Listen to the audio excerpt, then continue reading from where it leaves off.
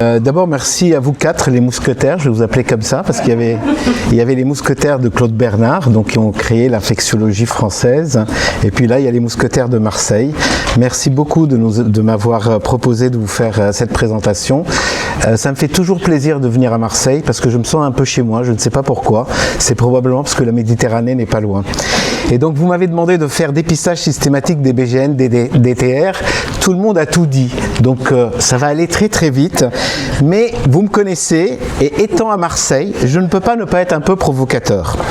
Alors, déjà pour commencer, oui, certainement, la colonisation est un facteur de risque d'infection aux bactéries auxquelles on est colonisé. Que ce soit en milieu hospitalier hors réanimation, on le sait pour le staphylocoque depuis maintenant 25 ans avec la fameuse étude de Wertheim, que ce soit pour les entérobactérales dans les PAVM, et on a vu les anciens travaux de Razazi, de Dijon, et on le sait, et que ce soit en chirurgie, puisque vous savez que toutes les études de Ergnosis qui avaient été menées par l'équipe de Yehuda Carmeli avec la Suisse, Israël et, si j'ai bon souvenir, il y avait quelques malades de Hollande, et ben, le fait d'être colonisé à BLSE était associé à la survenue de plus d'infections du site opératoire à BLSE et en général. Très clairement, il y a une deuxième notion qui est importante et sur laquelle on va revenir. Il y a un certain nombre de données qui suggèrent que le passage de la colonisation à l'infection est associé à la concentration bactérienne de la bactérie dont on est colonisé. Et il y a de très vieux papiers qui sont sortis il y a quelques années sur le staphylocoque doré dans les infections sur prothèse. C'était un ICHE de 2000. Et puis vous avez probablement vu le nouveau travail de l'équipe de Troman, qui est un travail européen, et dans lequel, dans ce travail-là, il mettait en évidence qu'il y avait une corrélation entre la quantité de staphylocoque qu'on pourrait retrouver dans le nez de façon qualitative microbiologiquement et la survenue d'infections. Mais vous connaissez aussi les travaux d'Étienne Ruppé qui, dans le communautaire, suggérait que les femmes colonisées à BLSE qui avaient une quantité importante de BLSE dans leurs selles faisaient plus d'infections urinaires à BLSE que les autres. Et vous connaissez les travaux de l'équipe de Jean-François Timsit dans lesquels Olivier Andremont avait suggéré aussi qu'il y avait ce type de colonisation. Et on sait aussi chez les patients neutropéniques que le fait d'être porteur en quantité importante de bactéries multirésistantes est associé à un surrisque. Alors la première question qui m'est venue, puisque vous me la posez comme ça, c'est est-ce qu'il faut dépister ? Alors, est-ce qu'il faut dépister ? Certainement que dépister permet d'identifier le réservoir et certainement qu'en période épidémique, le dépistage systématique permet de dépister ou de découvrir des patients porteurs. La question qui peut être posée derrière, c'est est-ce que le dépistage permet d'améliorer ou de réduire le risque de transmission ? Et là, toutes les études que nous avons sont des études de type avant-après en période épidémique et qui suggèrent que le dépistage aide à identifier le réservoir et aide à la transmission. Mais la seule étude que l'on ait, qui est une étude randomisée, faite dans des pays où on respecte la compliance de l'hygiène, on a une observance de l'hygiène des mains et des précautions standards très élevées, autour des BLSE, c'est la seule étude que nous avons qui est publiée d'il y a maintenant à peu près 4 ans, suggère que ça n'apporte pas plus et qu'il suffit de respecter un haut niveau d'observance de l'hygiène des mains et des précautions standards pour éviter la transmission. Mais le problème finalement du dépistage, c'est que ça a un surcoût.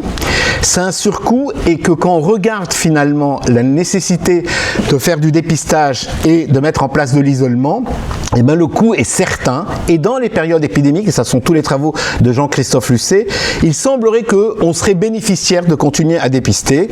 On en reviendra si vous voulez à la fin. Mais quel est l'autre aspect ? C'est qu'on va identifier un certain nombre de patients qui sont porteurs et depuis maintenant à peu près une trentaine d'années, c'était Maïté Garousse qui avait fait un premier papier à Saint-Joseph, qui avait suggéré que lorsqu'on découvrait des patients porteurs de SARM, on utilisait beaucoup plus de vancomycine.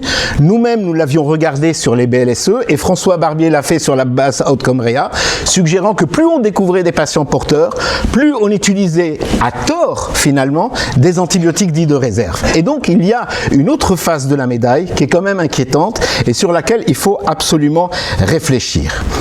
Alors, il y a un autre problème concernant le dépistage, c'est quelle technique faut-il dépister ? Est-ce que lorsqu'on dépiste, on repère tous les patients ?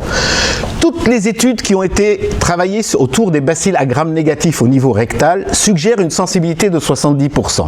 Nous avions les études des collègues hollandais autour des BLSE. Nous-mêmes, nous avions fait un travail récemment sur la carbapénémase où on suggérait qu'on découvrait à peu près un peu plus de 55% des patients réellement porteurs, et quand on faisait de l'enrichissement ou de la biologie moléculaire, on améliorait le diagnostic. Et donc ça pose un vrai problème. On a un certain nombre de faux négatifs. De la même façon, nous avions travaillé il y a quelques années sur une vingtaine de patients dans lesquels on les avait suivis sur plusieurs jours. On les dépistait tous les 3 jours et on voyait une variation énorme finalement de la quantité de carbapénémase en ce temps-là dans leurs selles, pouvant partir de 0% de carbapénémase dans les selles à, au bout de 6 jours, 100%. Donc il y a une excrétion qui est variable et qui est liée probablement à plusieurs facteurs, le péristaltisme, les antibiotiques, les non-antibiotiques qui ont une activité antibiotique, et qui fait qu'un patient négatif, je ne sais pas dire s'il est réellement négatif. Et vous pouvez me poser la question, et la biologie moléculaire, est-ce qu'elle fait mieux? Eh bien la biologie moléculaire, il y a beaucoup de données dans la littérature qui montrent que la sensibilité est meilleure, mais essentiellement dans le diagnostic clinique, dans les infections, dans les prélèvements cliniques, dans les prélèvements rectaux, pour identifier les patients colonisés. Nous n'avons pas de travaux qui nous permettent de dire que c'est meilleur, même si a priori on pourrait penser que la sensibilité est supérieure. La seule chose que ça démontre, c'est que ça réduit le délai d'identification de réservoir et ça nous permet de mettre plus rapidement en place les mesures d'isolement et donc peut-être de contrôler mieux la situation épidémique. Mais pour ceux qui connaissent les anciens papiers sur le SARM, toutes ces études-là avaient montré que ça ne servait strictement à rien et qu'il valait mieux respecter un certain nombre de mesures de façon systématique. Et puis la deuxième question, c'est quand vous me dites BGN, DTR, quel BGN? Si je sais que les entérobactérales, c'est dans les selles, ça me paraît totalement évident. Mais alors, le Pseudomonas aeruginosa, ça me passionne. Quand vous regardez le Pseudomonas aeruginosa, dans la salle, vous êtes 5 à 7% de porteurs, au maximum. Si vous prenez les patients de réanimation, on suggère à peu près 15%. Et la question est de savoir, ceux-là, quel est le pourcentage d'entre eux qui vont faire des infections? Eh bien, on a un excellent travail. 1970 patients inclus. Une étude européenne, 10 centres, où ils ont regardé de la colonisation à l'infection à Pseudomonas aeruginosa et 3 messages importants. Premier message, 1/3 des patients acquièrent dans leur oropharynx et 2/3 dans les selles. Super, très bien. À l'admission, il y a 10% de porteurs, en acquisition, il y a 7%. Évidemment, les colonisés s'infectent plus que les non colonisés. Génial. Mais est-ce que vous savez quel est le pourcentage de patients colonisés? Si vous prenez la cohorte entière, les 1971 patients, et que vous regardez quels sont ceux qui font une pneumonie, 1,8%. Si vous regardez parmi les colonisés, ceux qui font une infection, c'est 10%. Et si vous regardez quel est le pourcentage de patients qui font une infection alors qu'ils sont colonisés préalablement, c'est 1 patient sur 2. Donc c'est les 25,6 plus les 20,9%. Et d'où viennent les autres? Ben, je ne sais pas. Et donc, c'est un vrai problème, c'est-à-dire qu'aujourd'hui, quand on fait du dépistage systématique, non seulement on va découvrir une petite partie de la population, mais en plus, cette petite partie de la population qui est porteuse, la majeure partie d'entre elles ne fera pas d'infection derrière. Très bien, mais ça c'est pour Pseudomonas aeruginosa. Qu'en est-il d'Acinetobacter baumannii? Si vous vous intéressez à Acinetobacter baumannii, il faut regarder toutes les études qui ont été faites en Israël par l'équipe de Yehuda Carmeli. Depuis à peu près 25 ans, ils se cassent la tête à essayer de comprendre comment détecter les patients porteurs. Lorsqu'ils font des prélèvements sur les différents sites chez les patients de réanimation, ils détectent à peu près 50% des patients porteurs. Et c'est uniquement en post-aigu, lorsqu'ils font des prélèvements cutanés avec des techniques particulières, qu'ils améliorent leur sensibilité. Et donc c'est un vrai problème pour nous, les BGN, DTR non fermentants, on va en parler. On ne sait pas finalement où est la niche écologique et comment se passe le niveau de la colonisation à la survenue de l'infection. Très bien, maintenant la question c'est, et les infections? Alors j'ai commencé par regarder dans mon hôpital. Voilà mon hôpital sur 2024, c'est un hôpital hautement pourvoyeur de carbapénémase. On est à peu près à 350 lits, donc je vous rassure, on est un petit hôpital. Et vous voyez, majoritairement, on a des NDM. Donc Laurent, il a toutes ces données-là. 27 patients de nos 215 patients ont un prélèvement clinique positif. Parmi ceux-là, on a 13 qui l'acquièrent après la notion de dépistage positif, ce qui représente 8% de la population. Et là, on est sur la population générale, réanimation, non-réanimation, et parmi eux, beaucoup de malades avec des prélèvements ostéo-articulaires. Mais vous avez probablement vu cette étude canadienne qui inclut plus de 65 000 patients et qui les suit pendant 5 ans.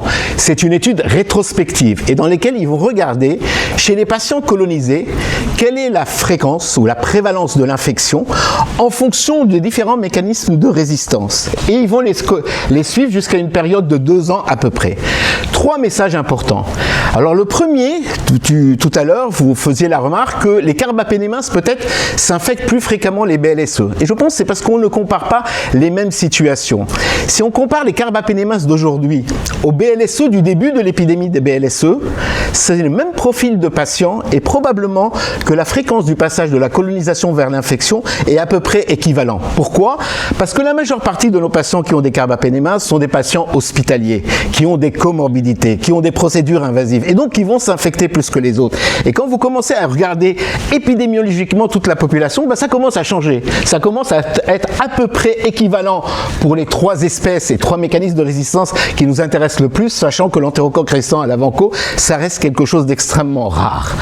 Deuxième élément, le délai médian. Vous voyez que le délai médian, il est extrêmement court pour les carbapénémas par rapport au BLSE, parce que probablement là aussi, la majeure partie des patients qui s'infectent après leur acquisition dans un contexte nosocomial, et qu'il y a une différence entre le communautaire et le nosocomial. Et quand vous regardez la fenêtre d'infection, c'est essentiellement dans les 90 premiers jours, et je reviendrai là-dessus pour vous donner des exemples autres.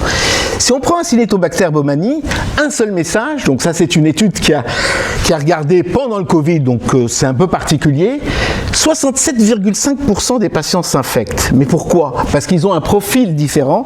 Et ce que je vous demande de regarder ici, ou de vous attarder autour de ça, c'est la notion de multicolonisation. Alors je vais essayer de ne pas me tromper avec ce machin. Ça, c'est toujours compliqué. Regardez ici, la présence de la bactérie sur plusieurs sites est associée à un surrisque d'infection. Et ça, on a un travail aussi tout récent, notamment qui est fait sur les patients porteurs de BLSE, en chirurgie, qui montre que plus vous êtes colonisé sur différents sites, plus le risque augmente. C'est probablement lié à la charge bactérienne. Et donc ça, c'est un élément important. 2 messages pour Acinetobacter baumannii. Premier message, beaucoup plus de patients s'infectent, et ceux qui s'infectent sont des patients qui sont multicolonisés. Très bien. Alors comment on pourrait faire? Ça, il y a eu plein de travaux. Donc il y a dans un premier temps l'acquisition.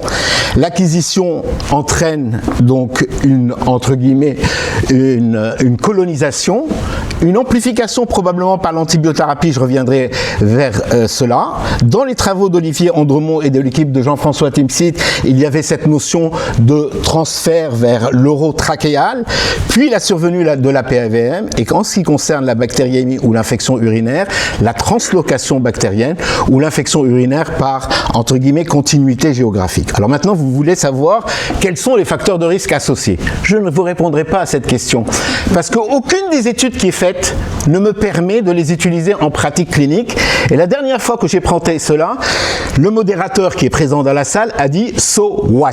Et il a raison, « So what ?» Je ne peux pas répondre à cette question parce que ça va être les procédures invasives, ça va être les patients immunodéprimés. Ce que je peux vous dire, c'est qu'il y a 3 facteurs à prendre en compte. Le terrain, évidemment que la fréquence du passage de la colonisation vers l'infection est plus fréquente chez les immunodéprimés en général, particulièrement les transplantés et les neutropéniques.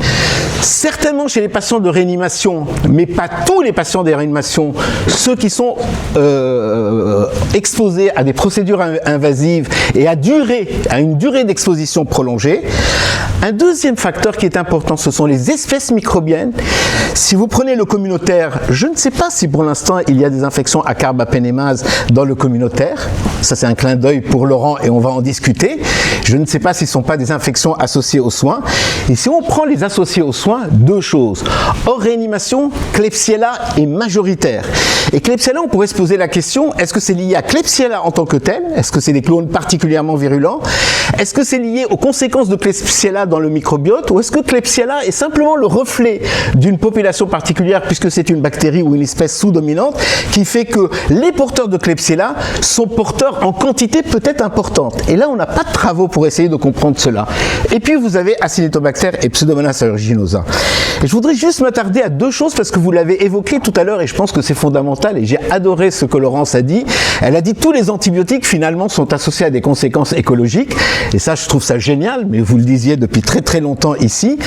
Mais deux choses sont importantes. L'antibiothérapie préalable et le délai d'acquisition de la BMR par rapport à l'épisode. Alors je vais prendre un exemple sur le rôle des antibiotiques.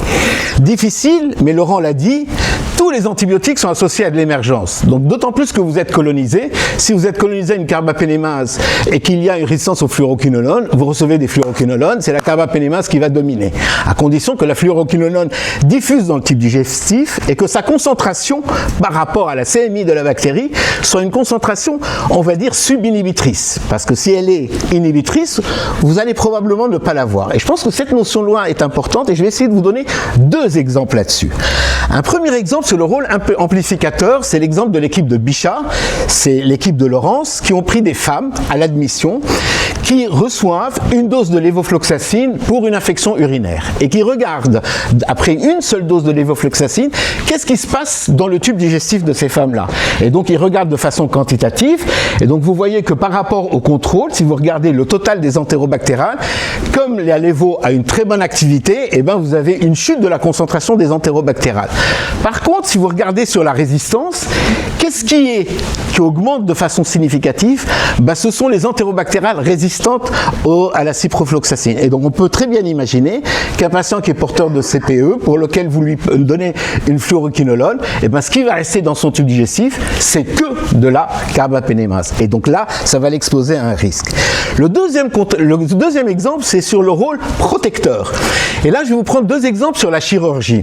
Vous connaissez les travaux de Ergnosis, et notamment le travail de Nuttman, qui est une étude non randomisée ouverte, et dans lequel les auteurs avaient regardé finalement, est-ce que chez les patients porteurs de BLSE, si on leur fait de l'ertapenem, est-ce qu'ils font moins d'infections que ceux pour lesquels on va leur faire céfuroxime plus métronidazole? Ils démontraient qu'il y avait une différence significative en termes d'infection et d'infection à BLSE. Et dans ce travail, l'équipe d'Emmanuel Weiss a fait strictement la même chose en rétrospective sur une base prospective, donc ça c'est important, et dans laquelle il a regardé chez les patients transplantés hépatiques qui sont colonisés et qui reçoivent une prophylaxie ciblée ou non ciblée sur la BLSE, est-ce que le risque d'infection est différent? Et il semblerait que le risque soit significativement différent, suggérant peut-être que la concentration de l'antibiotique au site de l'infection, enfin au site du tube digestif, déréprime finalement cette bactérie résistante et peut-être laisse une sorte de moment de répit qu'on pourra discuter à la fin et évite les survenues des infections. Est-ce qu'on peut prédire le risque? Alors ça, Jean-François, souvent, il me pousse dans mes retranchements lorsque je présente, et la réponse, elle est aujourd'hui non. Alors il y a un travail tout récent, donc c'est 2026, je crois, 2025, décembre 2025, ce sont les Canadiens. Ils ont pris tous leurs patients porteurs d'OXA48, je pense que c'est important. Ils ont regardé chez ces patients-là, en fonction des différentes espèces, je suis désolé, c'est décalé, quel est le risque infectieux et qui sont les patients qui s'infectent. Et ils ont regardé le fameux score de Gianella, je vais revenir là-dessus tout à l'heure, et il suggère que lorsque le score est supérieur à 7, 63% des patients qui s'infectent ont un score supérieur à 7. Quel est le problème de ce score? C'est qu'il a été établi pour les Klebsiella pneumoniae, dans les bactériémies, et regardez le score supérieur à 7, il suffit d'avoir deux critères qui sont l'admission par exemple en réanimation, plus éventuellement la colonisation au site, pour dire qu'on est déjà supérieur à 7. Donc aujourd'hui, on n'a aucune donnée et c'est la raison pour laquelle il faut qu'on essaye de travailler un peu plus. Enfin, et pour finir sur cette notion-là, il y a le délai de colonisation. Je vous amène à relire ce papier qui est une étude de cohorte sur laquelle on regarde des patients qui sont admis et on regarde à quel moment ils acquièrent leur Klebsiella pneumoniae et à quel moment ils s'infectent. Deux types de patients.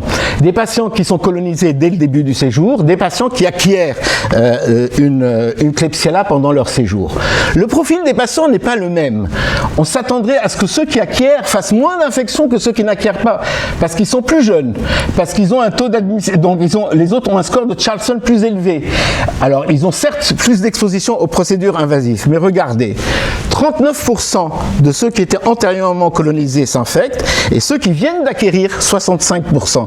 Comme si la colonisation était le reflet d'une perturbation du microbiote et peut-être d'une dominance de la Klebsiella et qui soit associée à ce risque-là. Et quand vous regardez les facteurs de risque, alors là, je ne peux plus rien en tirer. Donc voilà ce que je voulais un petit peu vous raconter. Et donc en pratique, comment je peux répondre à la question? Le dépistage universel est certainement plus rentable que le dépistage ciblé dans les situations endémiques. Mais je ne sais pas si vraiment il est utile comparativement à une hygiène des mains, à un respect des précautions standards. Certainement que plus vous allez dépister, plus vous allez surconsommer. Et maintenant que je m'occupe de l'équipe mobile d'antibiothérapie, je m'arrache les cheveux quand je vois ce qui se passe sur le terrain. Je pense qu'il est très difficile aujourd'hui parmi les patients colonisés de faire la différence entre ceux qui feront une bactériémie ou pas. À l'heure actuelle, je pense qu'il faut garder les variables habituelles et qui nous déplaisent finalement, donc la procédure invasive, le fait que les patients soient en réanimation. Et il va falloir qu'on travaille un peu plus finalement sur ces cohortes en incluant la notion du microbiote, en incluant la notion des clones, en incluant la notion de la virulence, la notion de l'abondance, pour essayer d'approcher des profils patients pour répondre de façon définitive à la question. Voilà, vous avez montré Marseille, vous avez montré Nantes, je vous montre ma ville, Beyrouth. Merci beaucoup.